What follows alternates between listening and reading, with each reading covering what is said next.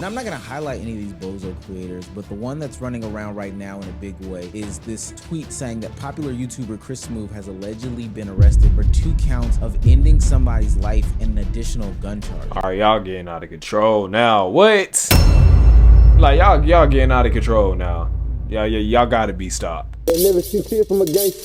Clip pages are ruining streaming. Video about on Meezy, bruh. Let's see what's poppin'. Now, you know on this channel we usually cover streaming news, but something has been missing in the big 2026. I go to Twitch Tracker to look and see where they've been, but there has just been a lack of some of the biggest names in the industry streaming consistently. Castanat has been gone for about 4 months now. Duke Dennis has been taking spots here and there where he streams. Phantom. That nigga Duke is enjoying the world, bruh.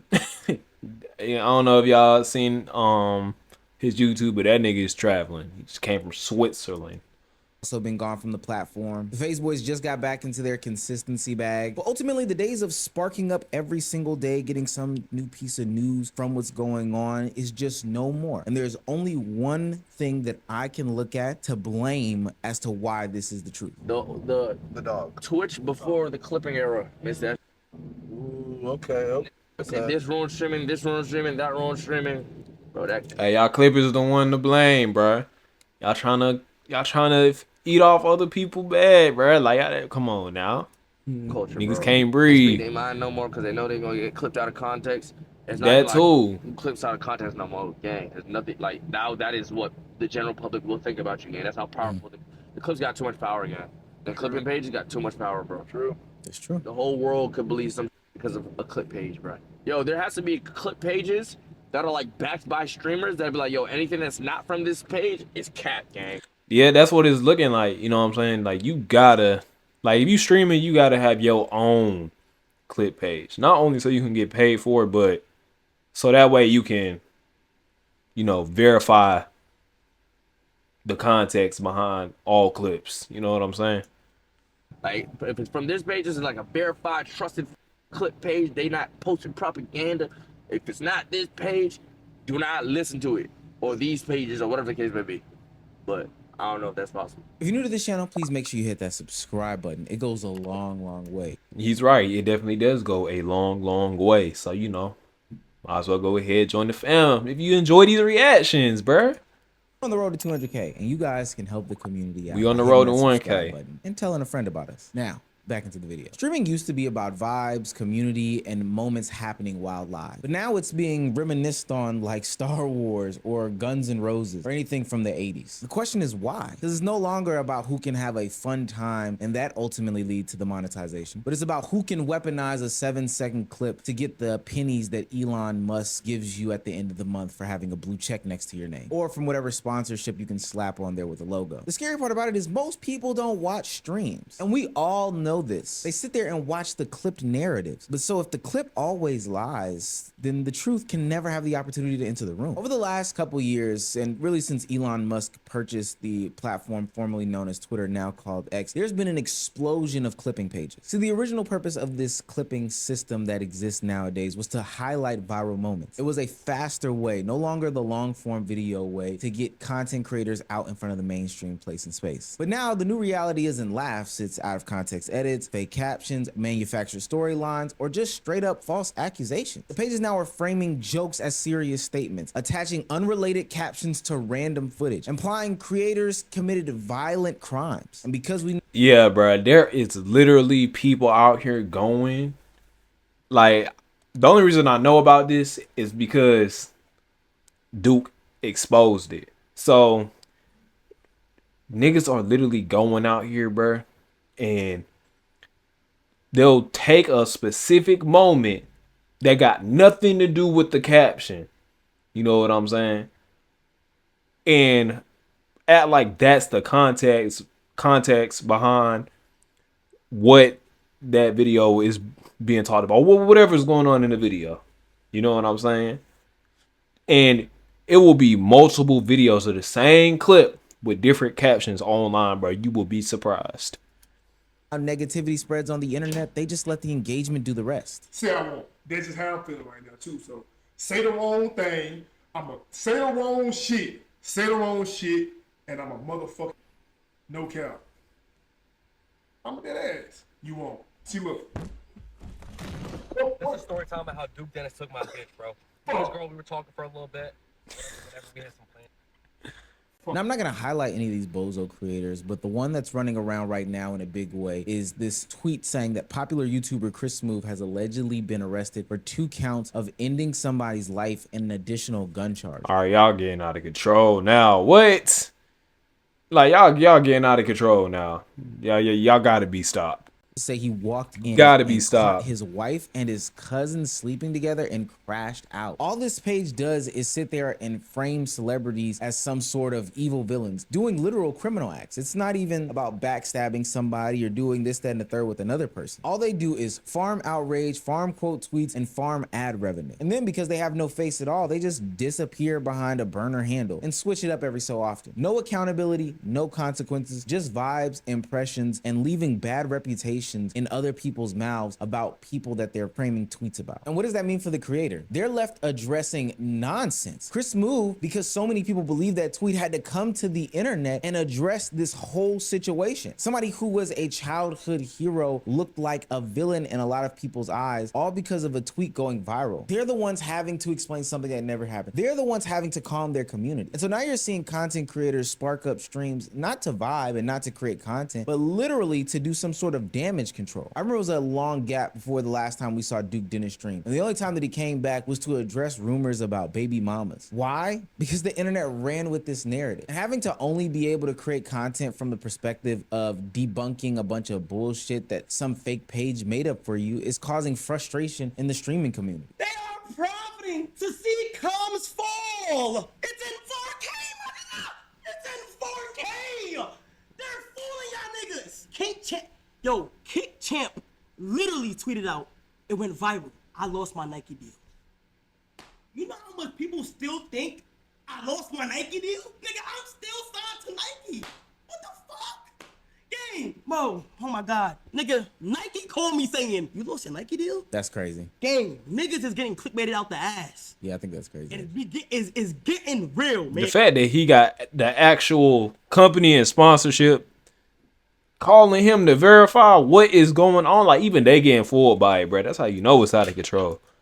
Now, of course, you would think that there would be some sort of repercussions for spreading fake news and fake narratives. But the only thing from the platform, according to Elon Musk, is that there are going to be community notes on these things. Now, for what it's worth, I know, you know, and everybody else around the world knows that community notes just don't work. They're tardy to the party. They're always going to be late. From my experience, by the time community notes get on any sort of tweet, a tweet already has gone viral and then some. But even then still, most people aren't scrolling to the bottoms of tweets. People are skipping over these community notes and just going straight to attacking the person that is featured in the clip. This then leads creators to get their own sort of retribution, to get their own sort of revenge. Some of them are even seeking the legal route as a way to combat these clip pages.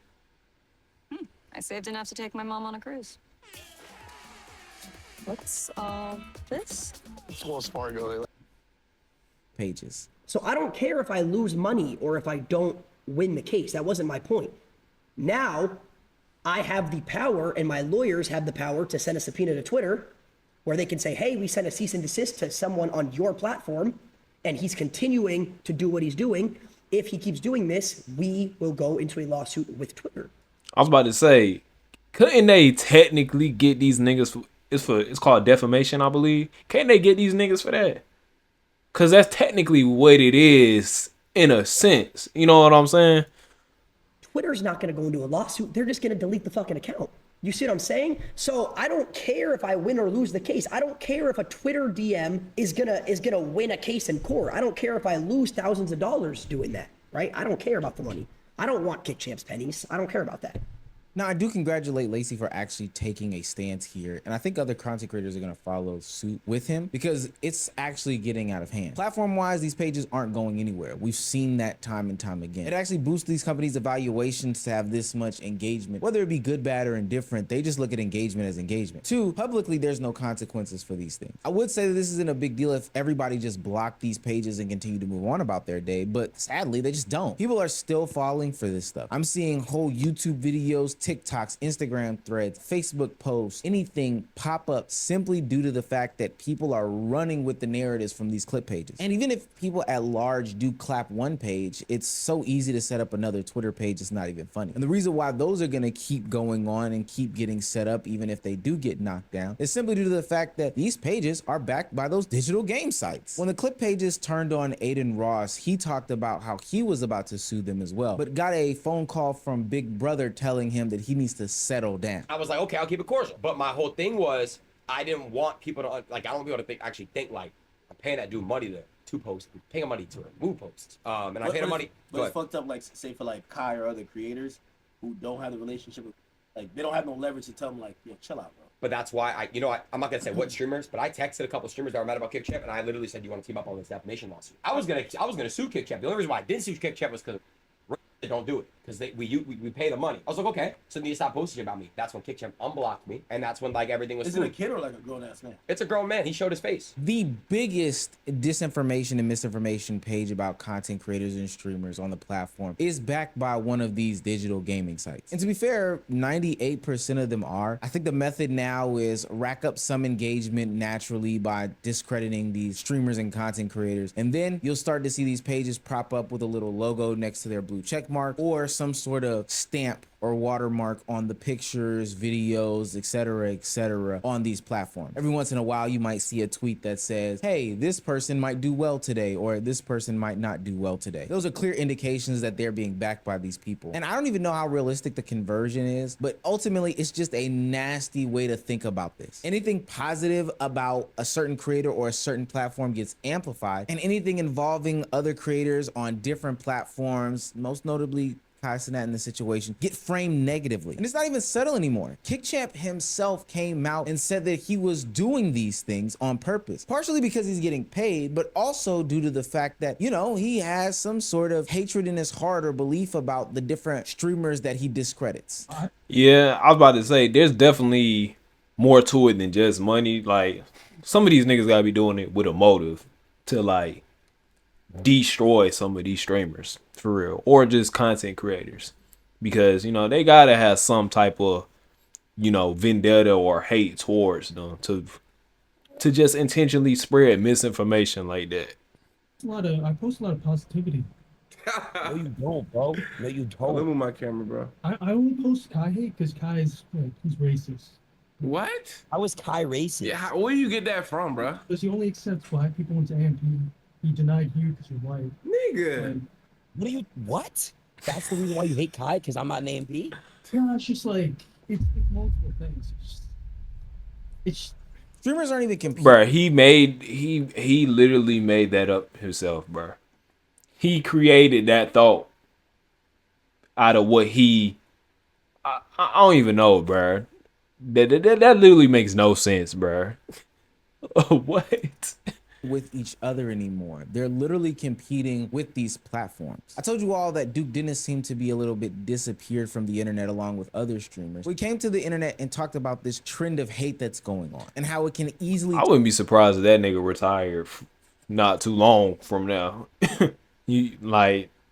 Truthfully, I would not be surprised. Into an avalanche on top of a creator. The internet is a bunch of like dick eating ass, dick riding ass, dick swallowing ass, dick goggling ass, dick guzzling ass niggas, bro. That's just how the internet is. So like when one thing happened, it's a big ass snowball effect of like everybody hopping on what the fuck really going on.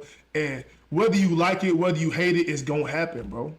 But if you've been on this internet as long as, you know what I'm saying, we have, you know that, nigga, that shit don't phase or affect nothing. Like, nigga, we know that y'all dumb. If I'm keeping it in the band, like, bro, we know that there's actually dumbass motherfuckers on the internet and shit who can't tell the difference between real or Photoshop or AI, or just motherfuckers who don't know what's real or what's fake, so they believe everything in bold font. All you gotta do is post some shit in bold font. Now, in my experience, what he's saying is true. The digital effects don't necessarily matter, but the problem is that they turn into real life implications. Like Kai Cenat said, he got calls about his situation. They said he was kicked off of Nike. Nike gave him a phone call. And I've seen people in real time run up to creators and ask them about something that I knew was on a fake clipping page. And so what do you think is gonna happen when creators have to be careful with their words, because everything that they say can be repackaged, repurposed, reheadlined, and configured in a way that makes them look like something as evil as a criminal? They'll talk less, they'll react less, they'll take fewer risks, they'll go offline more, they'll protect their energy. And it's not because they fell out of love with content creating, but the ecosystem ultimately punishes authenticity. It's a strange space that we live in too, because they've gotten so popular and so famous that they don't have to do these different things. And I'm not blaming the fans for this. Granted, they are the consumers and the